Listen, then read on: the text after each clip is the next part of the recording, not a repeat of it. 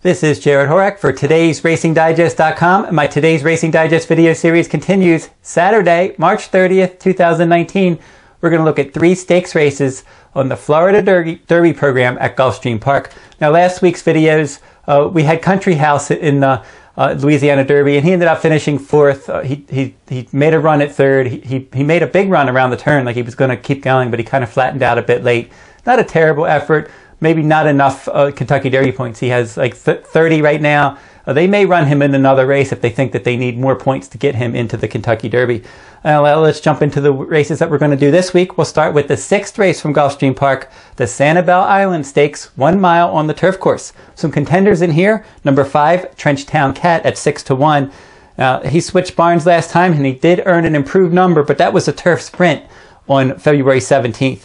Irad Ortiz Jr. is going to ride back, and she's one that we'll have to see how far she wants to go. If she can go this far, and she's at least 6-1, she could be a little bit interesting. A Bit Special is the one to beat, and she hasn't done really anything wrong. She's a neck away from a perfect 5-for-5 record. Julian Leparoux chose to ride her back in here. She's going to stalk the pace. She's not going to offer a lot of value, but she's a solid top 3 threat. Number 6, Positive Skew, seems to be getting better for trainer Chad Brown. She finished 3rd in her debut, but that was at 6 furlongs, and she just didn't have enough ground that day. They stretched her to 7.5 furlongs on January 6th, and she broke her maiden at even money.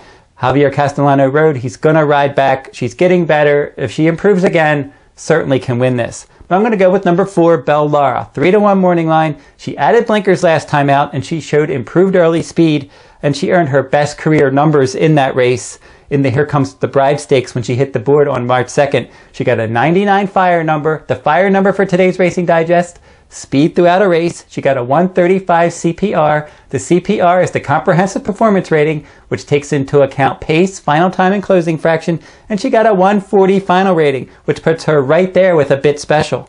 Now, she's probably going to stalk the pace today. John Velasquez is going to ride. Julian Leparoux rode last time. As I said, he chose A Bit Special. John Velasquez gets aboard. She's going to stalk, and if she improves at all, or at least runs as well as she did last time, she can win this race. Let's jump over to Gulfstream Park race 13. Let's do the Grade 2 Pan American, 1.5 miles on the turf. And here's some of the contenders. Number 9, Bigger Picture, 6-1 morning line. Comes off a win in the Connolly Turf Cup at Sam Houston, but now he's won that race the last 3 years. And now after he comes out of that race, though, he just doesn't typically run as well in his next start. Last year, he ran in the Pan American. He was 4-1. He finished 7th. So we'll have to see if he can do better this time.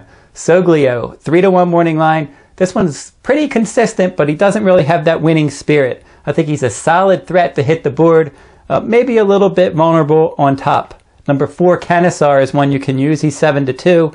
I think he needed his return. That was on yielding ground in the W.L. McKnight, a Grade 3. Firm turf, could do better.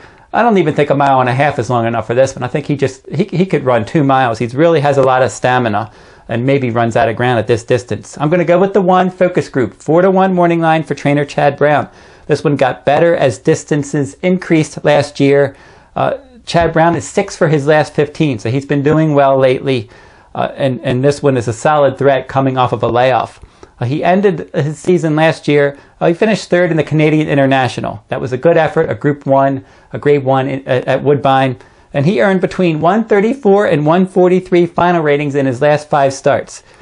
Irad Ortiz Jr. is going to ride back. He's won, has certainly a big chance to finish somewhere in the top 3. Chad Brown runners are usually ready to go off of a layoff. Last week I had Bricks and Mortar for the 2nd time this year win for me for trainer Chad Brown in one of these videos in a turf stakes race. Excellent turf trainer. I would not be surprised if this one returned running. Finally, Gulfstream Park race 14, the Grade 1 Florida Derby, 1 mile and 1/8 on the main track.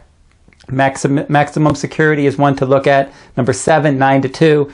He won all 3 of his starts easily in sprint races, but he faced much lesser company, and he's going to face a tough pace scenario in here with Hidden Scroll and some others that could show some speed. Obviously, this horse has talent. We don't know how good he is, and he's really going to get tested today. Number 2, Current for trainer Todd Pletcher, 15-1 morning line. I think you can use this one underneath. Todd Pletcher's been doing well recently in the points races. He's been able to get a couple horses to qualify for the Kentucky Derby from last weekend. And let's see if Current can do the same thing. Spinoff was one that qualified for Todd Pletcher last weekend. This one probably will rally from off the pace. He's shown some ability in turf races. Code of Honor, number 9, 3-1 morning line. He's had a great trip inside post in the Fountain of Youth. A lot of speed, saved all that ground. He was able to rally and get the job done at 9-1. He could win again, but he's not going to be nearly 9-1 this time. Number 1, Hidden Scroll was the one to catch. He just went too fast early in the Fountain of Youth last time. And now is his third lifetime start. If he can get out there and the pace isn't as quick this time, he could easily wire the field under his new rider, Javier Castellano. I'm going to go with the 4, Bourbon War. He's 7-2 morning line. He rallied and he missed by less than a length in the Fountain of Youth. He drew a good post. He gets pace to chase again. I think he's going to love the 9 for a long distance.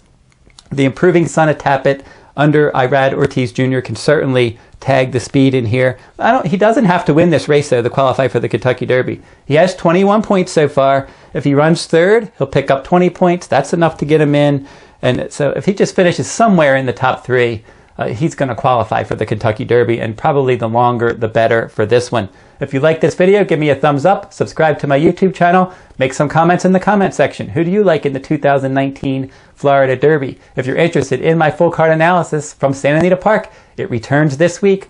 Santa Anita starts Friday. They're going to run Friday through Sunday, and you can find my full cards at todaysracingdigest.com. The complete digest for Florida Derby Day, all 14 races from Gulfstream Park, can also be found at todaysracingdigest.com. That will wrap up this week's video. I'll be back next week with another stakes race from around the country.